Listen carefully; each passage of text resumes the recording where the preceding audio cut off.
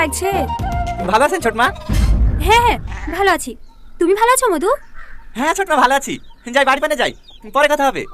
ঠিক ঠিক আছে মধু। আপনাকে গ্রামের লোকজন কিভাবে দেখছে দেখিছে? মনে হচ্ছে যেন জীবনে কোনো পুলিশ দেখেনি। আরে না না, ওইরকম কিছু না। আসলে 6-7 বছর পর গ্রামে ফিরছি তো, তাই আর কি। ও আন্টি কি লাগবে বলছিলেন যে? নিয়ে আসবো, আগে ঘরটা ঠিক করে তারপরে।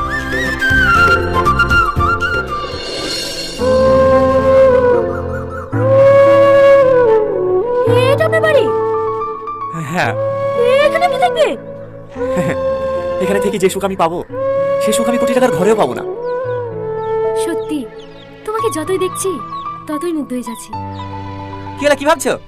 কিছু না। দাও একটা দাও, যাও তুমি বাড়ি।